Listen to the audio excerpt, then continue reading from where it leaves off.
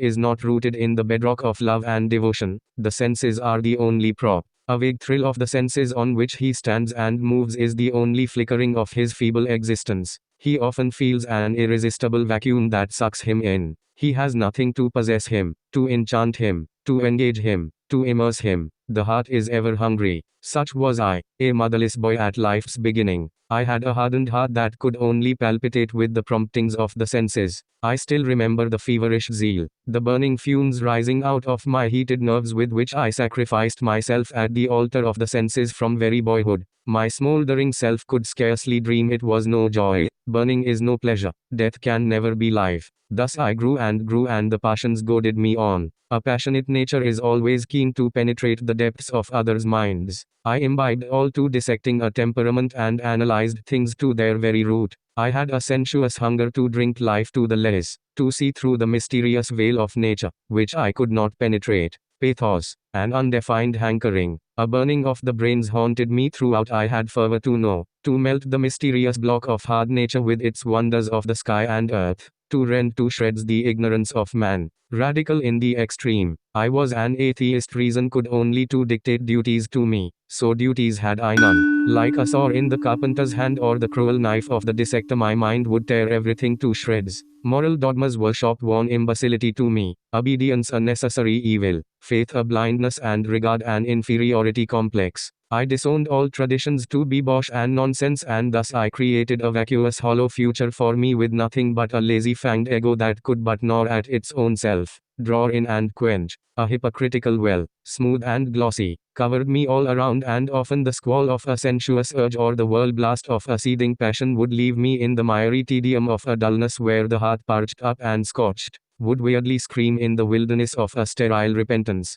The only escape valve in my hands was to absorb myself in studies and to try to fathom the depths of human ignorance. Life was a hard nut for me to crack. I began to read voluptuously. To me all was thinking and abstracting and imagining, a negative criticism, a positive fault-finding. Science came to my aid. The electrons and protons, the quanta of Planck and relativity of Einstein helped me to visualize the ultimatums of existence in the non-causal nothingness of the whizzing of ultra-atoms. Sankara, Hegel, Kant, and electrons all made a foggy muddle in my brains and stole away the last remnants of reality in me. Still I was living, and life cannot but be real. The azure cup of the sky would pour in its flood of heavenly light on me. The earth with her seasons intruded into my aloofness and enchanted me. The living world was a perennial wonder to my eyes and ears. Man would unconsciously draw sympathy from me, and women was an unwelcome curiosity that would attract me with an unwilling magnetic pull.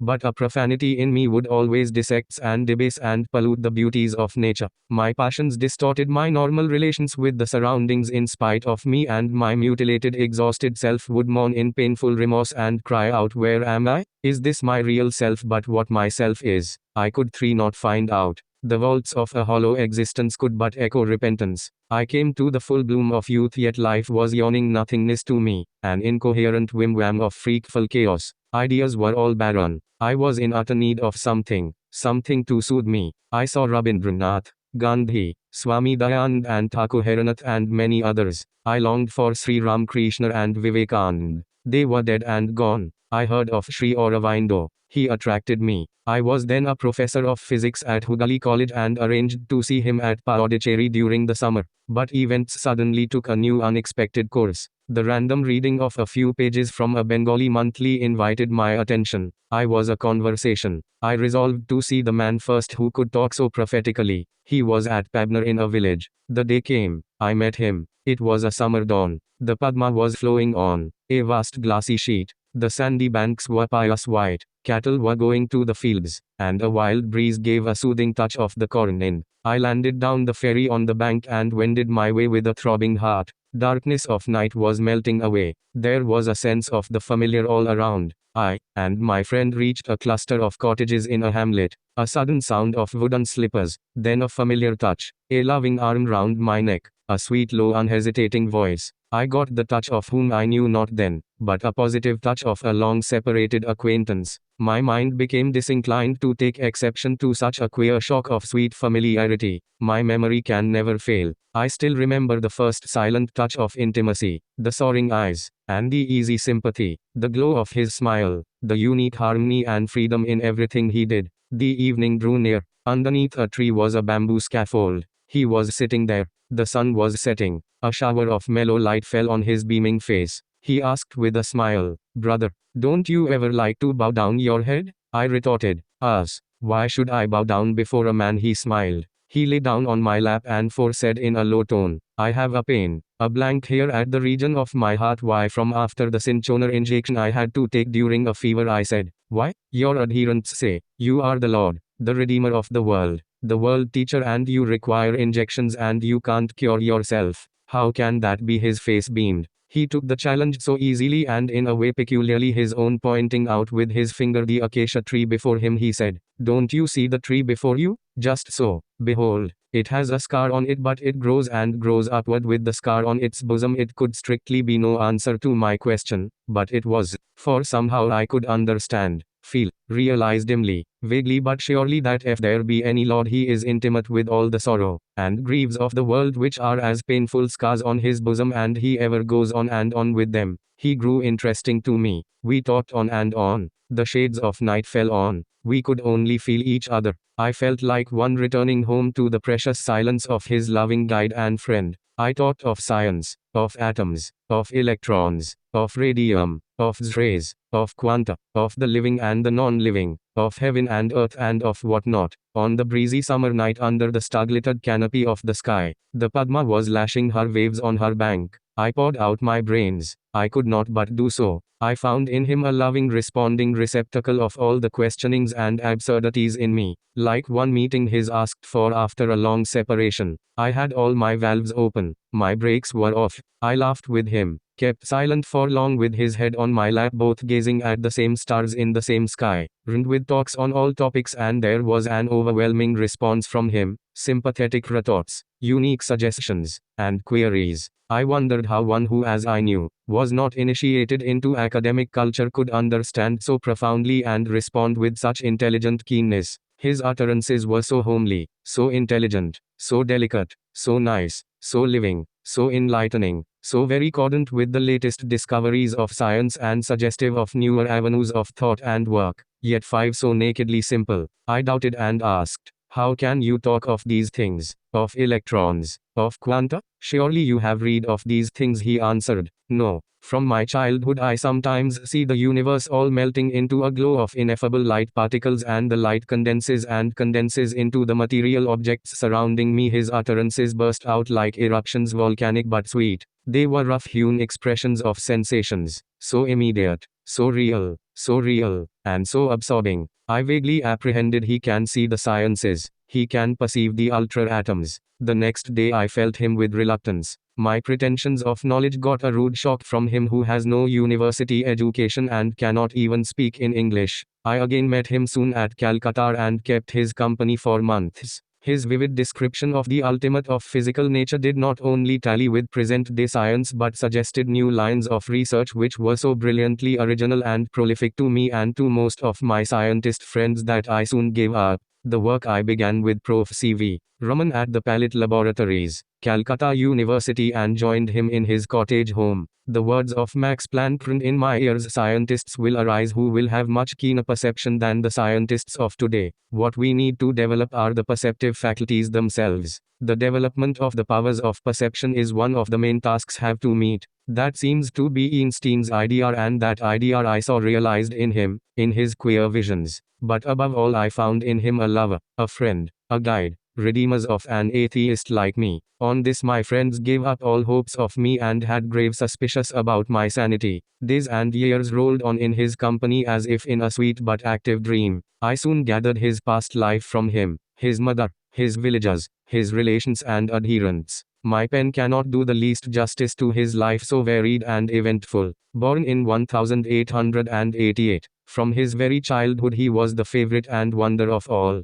His mother, relatives and playmates were often taken aback by his deep insight into the spirit of man and nature. His love from early childhood six worked miracles amongst his associates. He would penetrate and perceive things so deeply and directly with his quick senses that mysteries unraveled before his eyes in all their details from his very boyhood. He had many interesting visions, and many a time in the effulgence of the light, which penetrated his whole being, he would swoon away, for which his mother suspected him to have the sacred sickness. He would often perceive the whole universe around him melting into tremors of light which could speak, could transmit thrills of a celestial music. The heavenly light and sound incarnated themselves into tangible things, the trees, the plants, the beings and the earth below him. Struck with wonder, he could again descend from his being of light and sound into the solid world of flesh and blood. In an ecstasy of joy he would rush forward to embrace the luminous glow, and the hard solid things would knock against him. Thus one with the universe, he could not but love his surroundings. He felt them part and parcel of his own self. Overwhelmed with a spontaneous love and sympathy for all,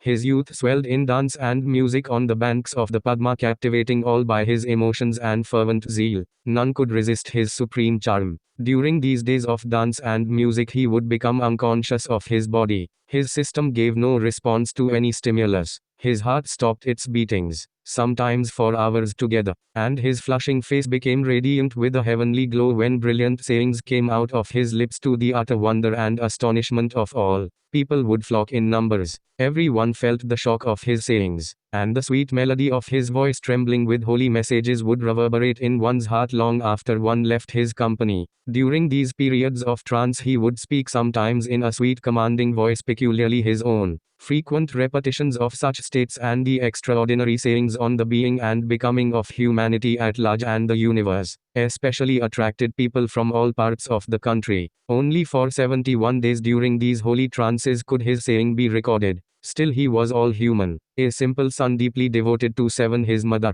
He read at the high school at Pabna but could not matriculate. The depraved teaching in the schools could but drive a genius like him out of their precincts. He went to Calcutta to learn the medical science but returned without any diploma to his village home to practice as a physician. He worked miracles as a physician. Rumors spread he could revive the dead, but the physician was compelled with the pressure of circumstances to minister unto minds diseased. Many came to be cured of their disease but ultimately turned into his followers. From the time I saw him he was quite homely. The trances were no more. Under the shade of acacia trees on the bank of the Padma or in the homely cottages we would keep his company for hours together, morning, noon and night. We would talk on philosophy, on sociology, on politics, on education, on economics, on the medical sciences. His touching remarks like a searchlight swept over the heaven and earth and penetrated into the depths of existence. We talked of the world old and new, past and present, and got glimpses of the future that is to come. We thought rather experienced together.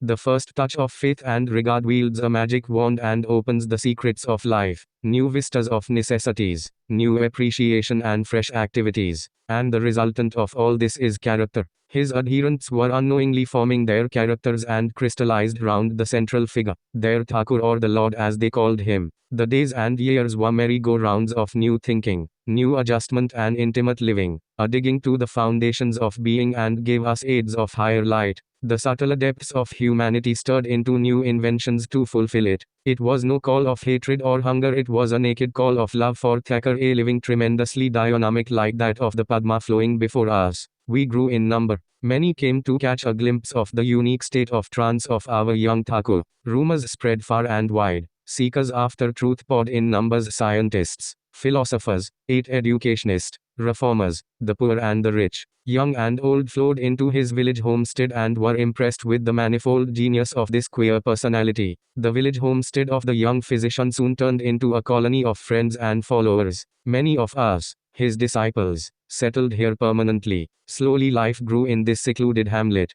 Necessities sprang up, Thakur suggested starting educational homes for the boys and girls of the inmates, and he himself worked and begged for funds. Huts were erected or tapavan, the educational home. Students from different parts of the country began pouring in. Once Thakur playfully asked one of our brethren for funds to start a scientific research laboratory. It was absurd, I thought. To start a science laboratory here in such a backward village, we could then scarcely have 2 meals a day. But soon it came to shape. Jungles were cut down and building with up-to-date apparatus and fittings now stand in this village with scientists to work therein. Slowly and steadily the powerhouse with oil engines and dynamics, the mechanical workshop, the chemical works, the art studio, the engineering works have been started, and scientific industries have been growing in this remote hamlet of Bengal against heavy odds. Various new medicines have been invented from indigenous herbs, and all by the zeal and skill of one man. Dreams have been transmuted into living reality, imagination into solid facts, thoughts materialized irrevocably in flesh and blood.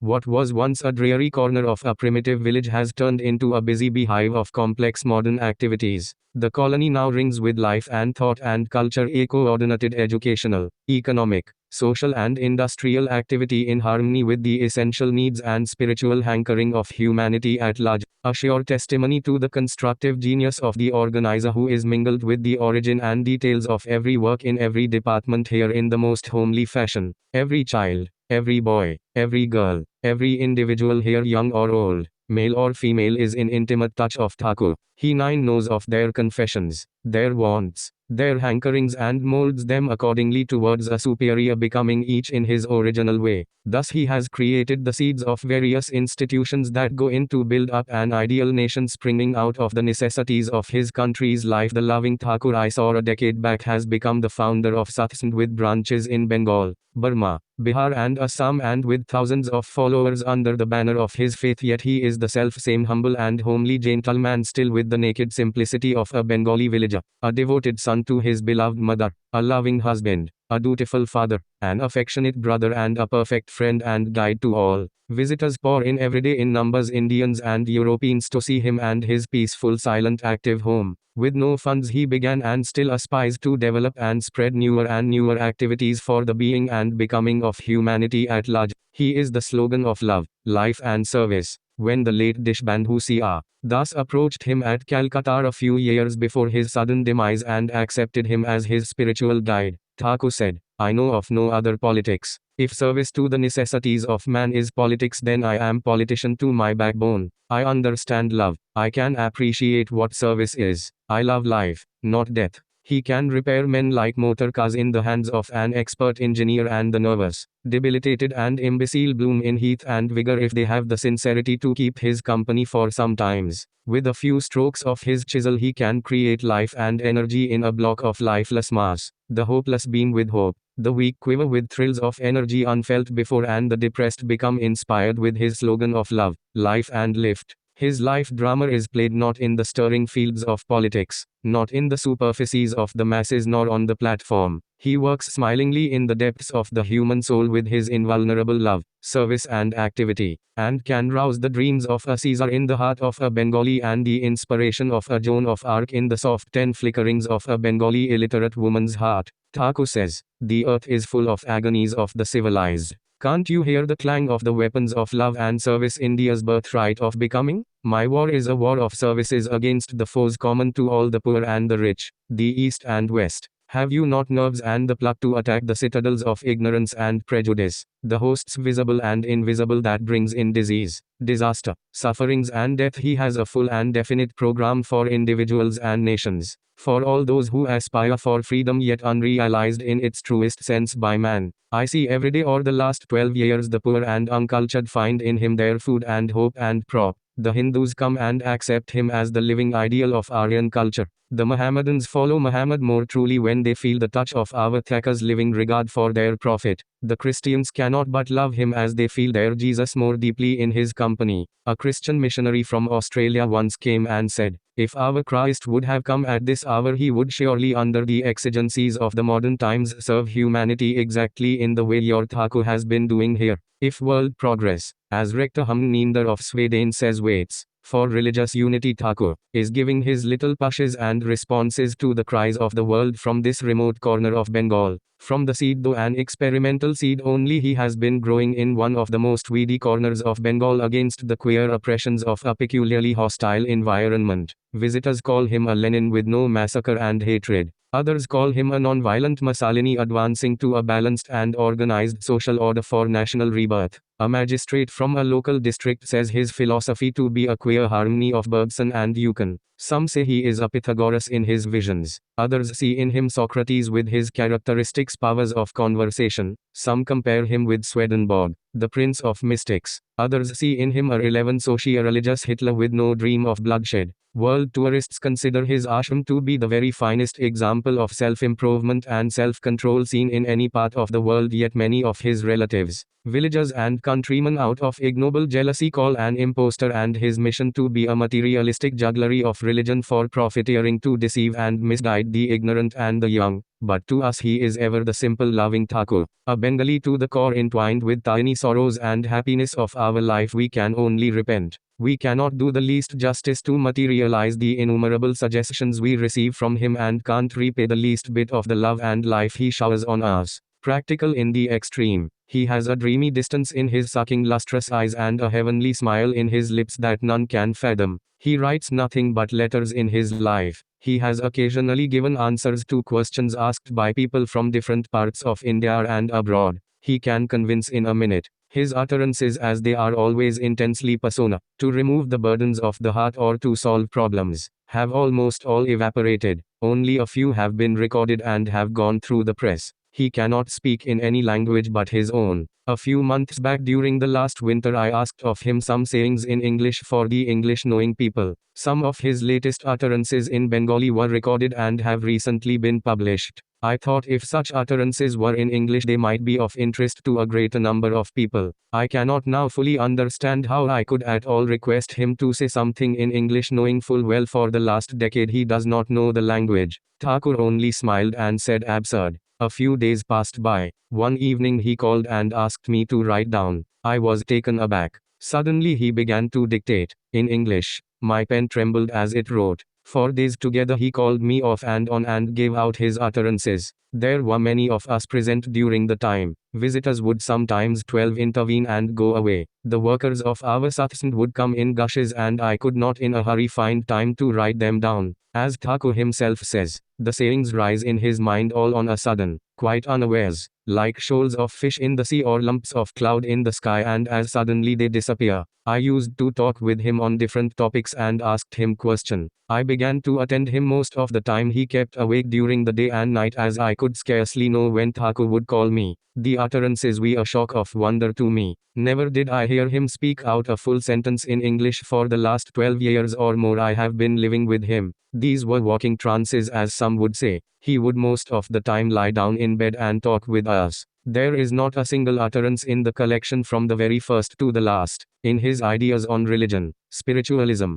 education, society, money, industry and commerce and others, which has not evolved out of his personal realization and experiences, and which he has not been trying to materialize in the scale of a seedling here in the satsang. The life of Thakur, like the alpine glacier which melts into an infinity of colors as it proceeds onwards, has been breaking into a variety of channels, each solving the problems of a particular phase of human necessity. He himself knows in what a sea of bliss for mankind his life will find its consummation. The sayings gave a clear solution to my questions on the different problems of the present-day world, to me at least, for whom they were intended. Can they be of any interest and value to others? I showed them to some of my friends. Most of the pieces were excellent to them. I showed them to Reverend Dr. Urquhart, ex-Vice-Chancellor, Calcutta University. He went through all the sayings and said, most of the pieces are so interesting, so nice, so charming, such brilliant ideas, and wrote to me. I have looked at the verses and aphorisms with much interest and appreciate the elevated thoughts. I hope the book, when printed, will serve the purpose for which it is intended. I resolved to print them, and the name message occurred 13 in my mind. I supplied headings to the different sayings and have broken the sentences exactly as they were in the original into different lines to faithfully reproduce the rhythm and stresses and the caesura in the utterances of Sri Thakur. If they be of the least help to any of my careworn brothers as they have been to me, if my brethren read them with sympathy and dive into the essence of the sayings, remembering with consideration there may be many faults of omission and commission during my writing, and if the message of Thakur can shed the least light on the darkness in their minds and imbue them with hope and energy in the gloomy unsolved paths of their lives, I shall deem it with gratitude a favor, a reward, a mercy from Him, the Beloved, who is omnipotent through the zeal of His burning love for all, omnipresent for His weirdly responding sympathy for the universe, who is unmistakably the Creator, for with the sure touch of His love and light He ever molds the instincts of the fallen like me, yet a personality, human in the extreme, the Son of Man, in flesh and blood, through whom